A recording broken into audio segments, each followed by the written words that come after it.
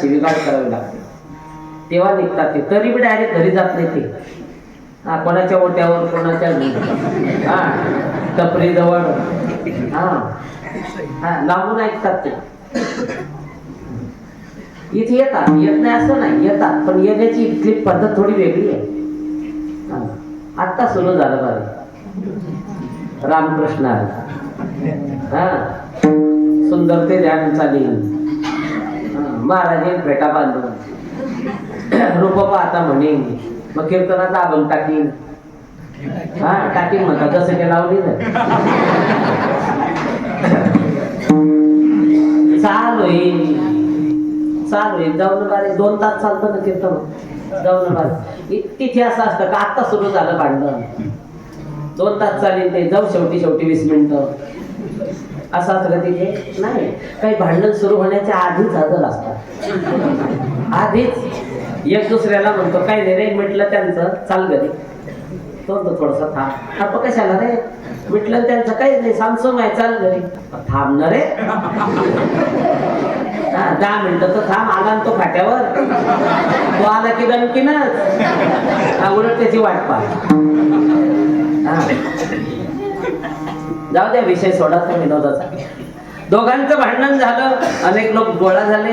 एक दुसऱ्याला म्हणतोय काही विसरला का मागचे दिवस, काय प्रसंग होता तुझ्यावर. तो म्हणतो मीच का, तू बी विचार कर ना थोडासा. अरे माझे किती उपकार आहे तुझ्यावर. तो फुकट का, मी काही दिलं नाही तुला. अरे ऐक रे, तू वाया गेला असता रे. तो म्हणतो तू विवाहात गेला असता रे. हा म्हणतो मी तुला हे दिलाय, ते दिलाय, ते दिलाय. तो मी म्हणतो मीही तुला दिलाय. यातलं तात्पर्य काय, ज्याच्यातून आपल्याला उतराई होता येतो, ज्याची परतफेड करता येते, ज्याचा मोबदला आपण देऊ शकतो, त्याला उपकार म्हणतच नाही.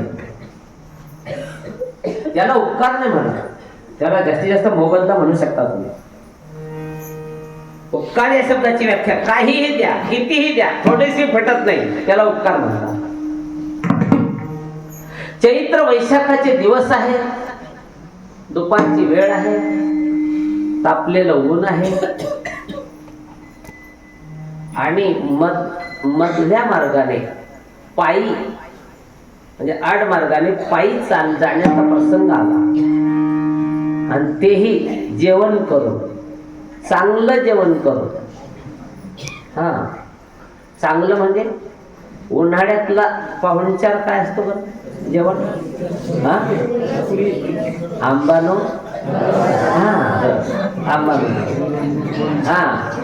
नुसता रसच असतो का, नाही. तो मांडा, आणि आपल्या खानदेशातला मांडा तर प्रसिद्ध आहे. एवढाच वाटतात त्याला, एवढा मासा असा ना मासा फेकता म्हणजे गल्लीत नाही बरं, त्या खापरावर.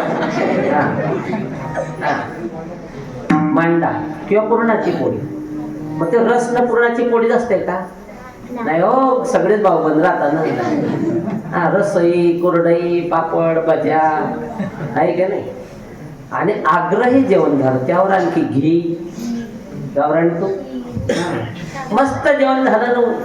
मधल्या वेळेत असा पायी चालतोय, गावापासून फक्त 1.5 फरलांगवर गेला, तेवढ्यात त्याला जबरदस्त तहान लागली. जसा एकदम बापरे, आता कसं काय करू.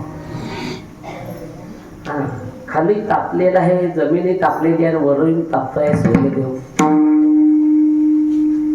कुठे मिळेल पाणी प्यायला, चला ते दिसली विहीर, त्या विहिरीवर जाऊ. इथे जातो, विहीर मालकाला विनंती करतो, अण्णासाहेब पाणी द्या हो, प्यायला खूप तहान लागली मला.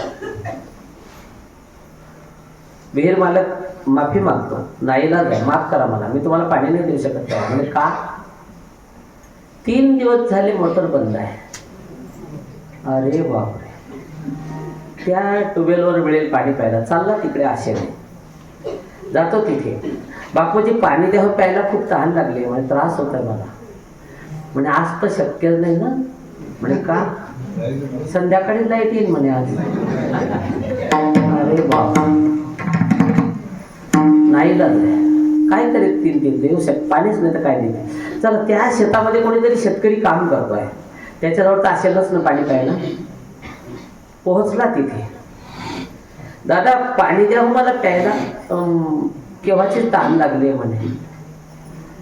शेतकऱ्याने कपाळावर थाप मारून घेतली. अरे अरे अरे, मी तुम्हाला लांबून पाहतोय, बराच वेळ झाले. तुम्ही 2 ठिकाणी थांबले हेही मला दिसलं म्हणे. 5-5 मिनिटं थांबले तुम्ही. तिथे थांबले नसतील, सरळ माझ्याकडे आलेच तर मटक्यात थंड गार पाणी होतं म्हणे. अरे वा, द्या ना दादा मग थोडंसं, 1 ग्लास का होईना, अर्धा ग्लास का होईना द्या मला. अरे बाबा नाही देऊ शकत मी तुला पाणी. आत्ता बोलले तुम्ही मटक्यात गार पाणी होतं. हा, माझं शेतातलं काम संपलं म्हणे. शिल्लक राहिलेलं पाणी मी आताच सांडलं म्हणे. मी घरी जातोय परत. सांगा ते ऐकून त्या माणसाला कसं वाटलं असेल. आशेवरच चालतोय, इथे मिळेल का तिथे मिळेल, तिथे मिळेल का. मिळालं त्याला एका ठिकाणी पाणी प्यायला, पण ती वाहती गंगा होती. गटा गटा गटा गटा गटा गटा पाणी. मुखातून उद्गारही बाहेर पडले. हो हो, जीवनाशिवाय जीवन नाही हो. किती कासावीस होत होतो. गंगेचे आपल्यावर काय झाले बोला पडतं. गंगेचे आपल्याकडून उपकार भेटतील का? हा, नाही भेटणार. भेटतील ना, भेटतील, पण केव्हा? या 4 गोष्टी घडतील तेव्हा. कोणत्या? पहिली गोष्ट, गंगेला तहान लागली पाहिजे. दुसरी गोष्ट, ती पाणी मागण्यासाठी आपल्याजवळ आली पाहिजे. तिसरी गोष्ट, तिला देण्यासाठी आपल्याजवळ पाणी पाहिजे. चौथी गोष्ट, आपण दिलेलं पाणी ती प्याली पाहिजे. यापैकी काय शक्य आहे? काहीच शक्य नाही. शक्यच नाही. याला उपकार म्हणतात. आईने आपल्याला उदरात वागवलं 9 महिने. जगात आल्यानंतर अंगावरचं दूध पाजलं. आईचे आपल्यावर काय झाले? आईचे उपकार आपल्याकडून भेटतील का? भेटतील? सगळे म्हणताय भेटणार नाही, पण मी म्हणतो ना भेटतात. असं भेटतील ना. या 2 गोष्टी घडल्या पाहिजे. आपण तिला उदरात वागवलं पाहिजे, आपण तिला अंगावरचं दूध पाजलं पाहिजे. यापैकी काय शक्य आहे? शक्यच नाही. याला उपकार म्हणतात. आई वडिलांचे आपल्यावर उपकार आहेत, यापेक्षा देवाचे जास्त आहे. देवापेक्षाही आई वडिलांपेक्षाही संतांचे उपकार आघात आहे. आई वडिलांनी केलं काय? शरीर दिलं. आई वडिलांनी काय केलं? शरीर दिलं. आई वडिलांनी जर आपल्याला जन्माला घातलं नसतं तर जग दिसलं नसतं. आई वडिलांचे उपकार आहेत केले. आई वडिलांपेक्षाही देवाचे जास्त उपकार आहेत. देवाने काय केलं? या शरीरात जीव घातला. जेणे हा जीव दिला दान, तयाचे करीन चिंतन. जगत जीवन नारायण गायन गुण तयाचे. आई वडिलांनी शरीर दिलं. देवाने जर या शरीरामध्ये जीव घातला नसता तर लगेच या जगाचा निरोप घ्यावा लागला असता. काही बिचारी मेलेलीच जन्माला येतात, काही जन्माला आल्याबरोबर 2-5 तासात रवाना होतात. बर का, आज आपण कोरोनाच्या भयानक 2 लाटांमधूनही सावध राहिलो आणि ही भक्ती देवाची कृपा आहे. बर का, आपल्यावर देवाची कृपा आहे, मान्यच करावं लागेल. म्हणून त्यासाठी उर्वरित आपलं आयुष्य अधिकाधिक चिंतनात घालवलं तर देवाच्या उपकाराची जाणीव आपल्याला आहे असं देवही जाणेल. विठाला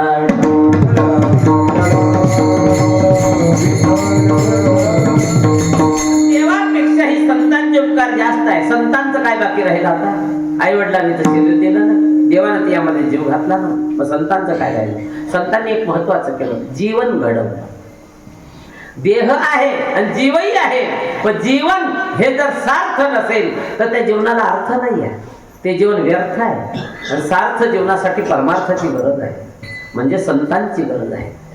संतांनी या जगावर उपकार केले नसते तर जगाचा उद्धार झाला नसता. बरं का, माझे गुरुदेव वैकुंठवासी पूज्यपाश्री नामदेव बाबा साळुंखे त्यांनी या गावामध्ये बऱ्याचशा सेवा दिलेल्या आहेत पूर्वी. वैकुंठवासी पूज्यपाश्री तुकाराम बाबा चाळीसगावकर, बरं का, मोठमोठी अधिकारी मंडळी, वैकुंठवासी पूज्यपाश्री आपले सुपडू बाबा अनोरेकर, शंकर बाबा चिमठाणेकर, अधिकारी दिग्गज मंडळी होऊन गेली आपल्या परिसरामध्ये, खानदेशामध्ये. बरं का, माझे गुरुदेव नामदेव बाबा नेहमी एक प्रमाण म्हणायचे, नेहमी सांगते, संतांनी काय केलं? आपल्या जीवनाची सफलता करून आपण त्यांच्या सानिध्यात गेल्यानंतर आपल्या जीवनाचं सार्थक झालं. बरं का, संतन संगत की करले, संगत संतन की करले, जन्म का सार्थक कछु करले, जन्म का सार्थक कछु करले, संगत संतन की करले. अधिकारी महात्म्यांची संतांची जर आपल्याला संगत झाली तर निश्चित आपला उद्धार होतो, आपल्या जीवनाची सफलता होते. आणि तो आमचा सगळ्यांचा स्वतःचा अनुभव आहे. कोण्यातरी महात्म्याचे चरण आम्हाला सापडले, ते चरण सापडले म्हणून आज या ठिकाणी बरं का ही एवढी मोठी सेवा आनंदाने आम्ही करतो. बरं का माझे गुरुदेव पूज्यपाद श्री नामदेव बाबा साळुंखे खानदेशातला एक अधिकारी महात्मा होऊन गेला. पूज्यपाद श्री मामासाहेब दांडेकरांचे ते पट्ट शिष्य होते. बरं का शेवटच्या श्वासापर्यंत परमार्थात त्यांनी आयुष्य घालवलं. बरं का चला इतके उपकार आहे संतांचे जगावर की आपल्याकडून काही दिलं तरी त्यांचे उपकार भेटणार नाही. तुम्ही दान दक्षिणा द्या, भेटणार नाही. पैशाला त्यांनी महत्व दिलंच नाही संतांनी. तुका म्हणे धन भाग्य अशा स्वतःला तन द्या, शरीर द्या, तरी उपकार भेटत नाही. का भेटणार नाही? अविनाशी परमात्म्याची त्यांनी प्राप्ती करून घेतलेली आहे. त्याच्या भक्तीच्या मस्तीमध्ये ते रंगलेले आहेत. त्या नाशिवंत शरीराला करतील काय ते? त्यांना माहिती नाही का शरीर कसं आहे. शरीर दुःखाचे कोठार, शरीर रोगाचे भांडार, शरीर दुर्गंधीचे थार नाही अपवित्र शरीर आहे. एक म्हटलं धनाने फिटणार नाही, तनाने फिटणार नाही तर मी जीव देऊन टाकीन त्यांच्या चरणावर. संत तुकोबाराय म्हटले तिथेच थांब, पुढे पाऊल टाकू नको. अरे तोही आपण आहे. ठेविता हा पायी जीव थोडा, ठेविता हा पायी जीव थोडा, ठेविता हा पायी जीव थोडा, ठेविता हा पायी जीव थोडा. ओ काय करता विवाह उतराली, काय करता विवाह उतराली, ठेविता हा पायी जीव थोडा, ठेविता हा पायी जीव थोडा.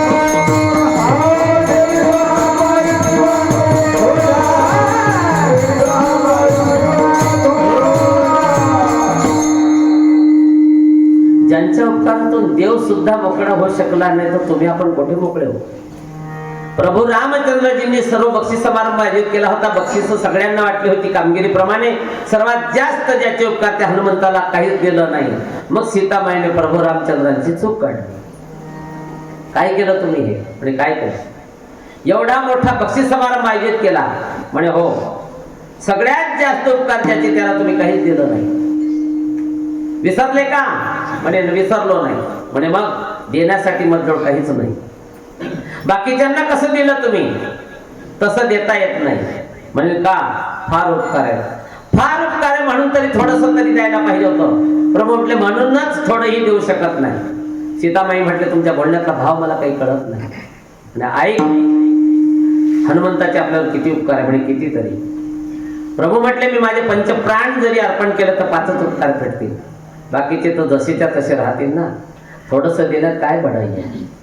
या प्रमाणामध्ये प्रभू रामचंद्रजींच्या मुखातले उद्गार हनुमंतरायाबद्दल संत तुकोबारायांनी तो अनुवाद या ठिकाणी केला. काय द्यावे त्यासी व्हावे उतराई, ठेविता हा पायी जीव थोडा.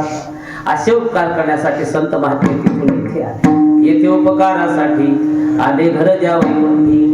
नियोजित वेळ आपली फक्त 4-5 मिनिटं बाकी आहे. बरं का आपल्याला तेवढ्या वेळेत ती सेवा आटोपायची आहे. त्या अगोदर आपल्याला सगळ्यांना भजन करायचं आहे. सगळ्यांनी करायचं आहे. विठोबा रखुमाई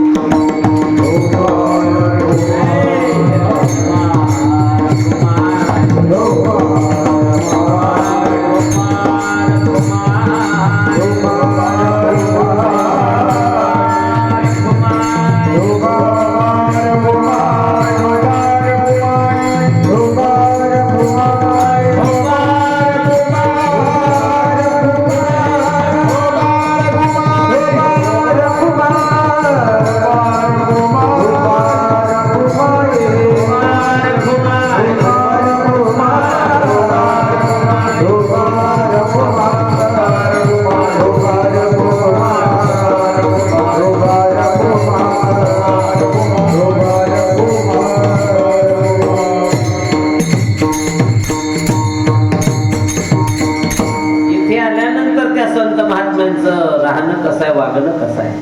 महाराज सांगताय तिसऱ्या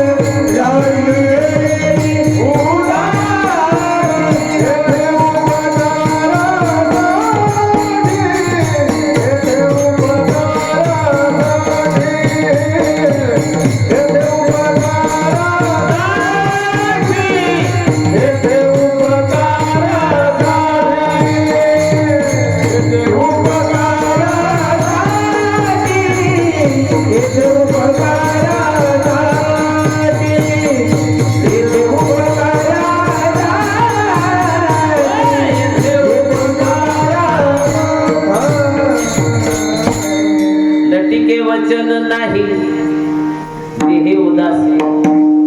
बर का, छंद असा बदलवायचा आहे. नाही तर पूर्वार्धात दोनच शब्द आहेत, लटिके वचन, पुढे नाही देही उदासी. अर्थरचने शब्दरचनेप्रमाणे जर अर्थरचना केली संत संगतीत लागत नाही. म्हणून लटिके वचन नाही, खोटं बोलत नाही. बर का, खोटं बोलत नाहीत याचाच अर्थ ते सत्य बोलतात. सत्य बोलतात याचं कारण काय? सत्य तो विठ्ठला, सत्य साच खरे नाम विठोबाचे बरे. ते सतत त्यांच्या मुखात आहे देवाचं नाम. मग खोटं बोलतील कसे काय? सत्य परमात्म्याशी सतत मुखात चिंतन आहे. बरं का, खोटं बोलत नाही. जीवावर बितली तरी सुद्धा खोटं बोलत नाही. दुर्योधनाने मला वज्र देही व्हायचा आहे हा उपाय धर्मराजाला विचारला होता. धर्मराजाला हे कळलं नसेल का? मी सांगितलेल्या उपायाने जर हा लोखंडासारखा झाला तर मलाच काय, माझे चौघं भावंड आम्हाला सगळ्यांना खलास करून टाकेल. तरीही धर्मराज डगमगले. जे व्हायचं ते होईनाच. लल्लाटीचे लिहिले, नामोडेगा काही केले, काळे गोरेपणा धुतले फेटवणे. प्रत्येकाचं नशीब ठरलेलं आहे. जे व्हायचं ते होणारच आहे. चुकत नाही, चुकत नाही. कोणालाच चुकलं नाही. कर्मे श्रीरामा वनवासा गेला, कर्मे दशरथ हे वियोगे मेला, कर्मे रावण क्षय पावला, वियोग घडला सीता देवी. देवाला, देवाच्या बापाला चुकलं नाही तर आपल्याला काय चुकणार आहे? सांगा ना, पत्ता खेळणं चांगलं आहे का वाईट आहे? पत्ता खेळणं वाईट आहे? वाईट आहे? अरे वा, आपल्याला कळतंय पत्ता खेळणं वाईट आहे. पांडवांचा मोठा भाऊ ज्याचं नावच धर्म आहे त्याला का नाही कळलं? का खेळला? जुगार. बोला, सोन्याचं हरिण असतं का? सोन्याचं जर राहिलं असतं तर पळत गेला असतं का? आपल्याला कळतं हे सोन्याचं हरिण नसतं. म्हणून प्रभू रामचंद्रांना का कळालं नाही? का गेले ते मारीच्या मागे पळत? दुसऱ्याच्या पत्नीला पळवून नेणं पाप का पुण्य? बापरे, खरंच तुम्हाला माहिती आहे पाप आहे. लहान लहान लेकरं सुद्धा सांगतायत. ते बी सांगतात, मी बी सांगतो. माझा अजून हरिपाठ बी पाठ नाही, मला बी कळत आहे. दुसऱ्याच्या पत्नीला पळवून नेणं पाप आहे. माझा हरिपाठ पाठ नाही तरी मला कळत आहे. म्हणजे आता 4 वेदांचा 6 शास्त्राचा अभ्यास होता. त्या राजा रावणाला का कळलं नाही दुसऱ्याच्या पत्नीला पळवून देणं पाप असतं? याचा अर्थ काय? विनाशकाले. आणि हा नियतीचा खेळ आहे. कोणाला चुकला नाही, कोणाला चुकला नाही. देवाला नाही, देवाच्या बापाला नाही. बरं का, जे व्हायचं ते होणारच ना. मग माझा बाणा आहे ना सत्यम वद, तो सोडू कशाला? धर्मराजाने दुर्योधनाला खरा उपाय सांगून टाकला. सांगितला याचं कारण काय? देही उदासीन भक्त ऐसे जाना जे देही उदास. भक्त ऐसे जाना जे देही उदास. भक्त ऐसे जाना जे देही उदास. भक्त ऐसे जाना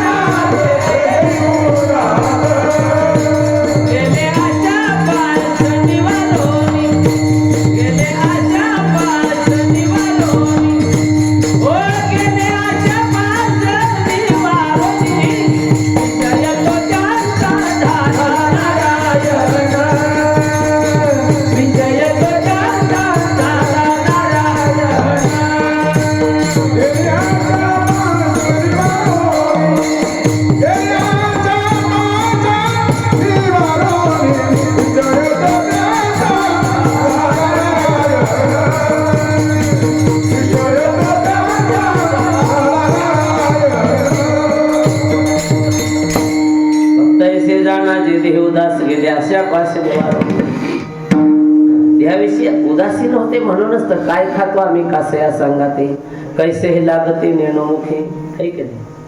सत्य बोलतात व सत्य बोलतात. सत्य बोलण्याला महत्व कशामुळे? वाणी ओठात मधुर पाहिजे. ओठात मधुर वाणी मधुर आहे का यांच्या? आहे. ओठातून कसे आहे याचं उत्तर शेवटी आहे. मधुरवाणी ओठी मधुरवाणी ओठी मधुरवाणी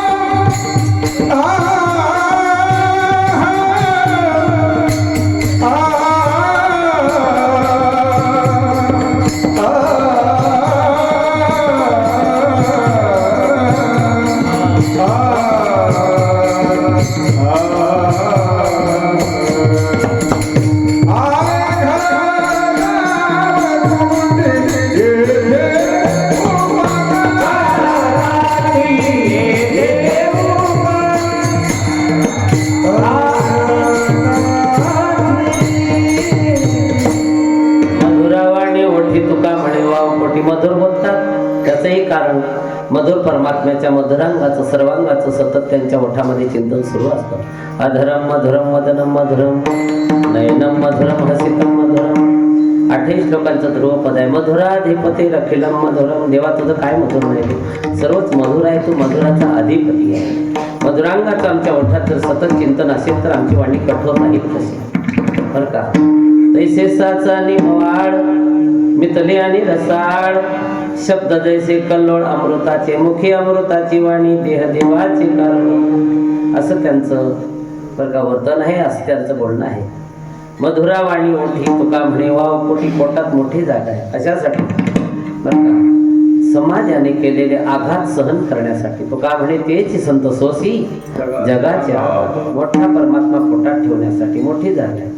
मधुरा वाणी ओठी तुका म्हणे वाव पोटी सत्य पाहिजे बोलणं, मधुर पाहिजे बोलणं आणि हितकारी पाहिजे बोलणं. अनुद्वेग करम वाक्यम सत्यम प्रियम हे तंचयात सत्यम ब्रूयात प्रियम ब्रूयात बरं का. मधुरावाणी ओठी तुका म्हणे वाव पोटी म्हणून येथे उपकारासाठी आले गरजा वैकुंठी ज्ञानेश्वर माऊली नागराज माऊली तुकाराम ज्ञानेश्वर माऊली महाराज ज्ञानेश्वर माऊली ज्ञानेश्वर माऊली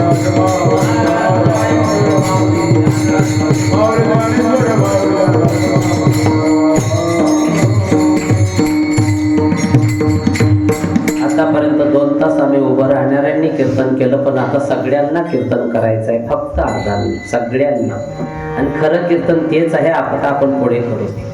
श्रीराम जय राम जय जय राम राम जय राम जय जय राम श्रीराम जय राम जय जय राम राम जय राम जय जय राम श्रीराम जय राम जय जय राम श्रीराम जय राम जय जय राम श्रीराम जय राम जय जय राम श्रीराम जय राम जय जय राम श्रीराम जय राम जय जय राम राम जय राम जय जय राम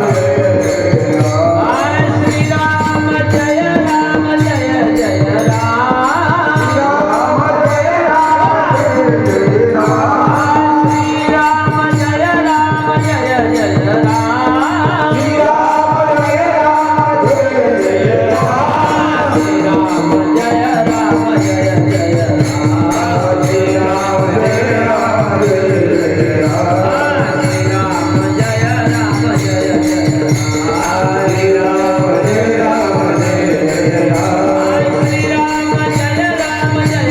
राम श्रीराम जय राम जय जय राम श्री रघुनंदन जय श्री राम श्री रघुनंदन जय श्री राम दशरथ नंदन जय श्री राम दशरथ नंदन जय श्री राम अवधपुरी में जय श्री राम अवधपुरी में जय श्री राम सरयू तट पर जय श्री राम सरयू तट पर जय श्री राम श्री राम जय राम जय जय राम श्री राम जय राम जय श्री राम जय राम जय जय राम श्री राम जय राम जय जय राम श्री राम जय राम जय जय राम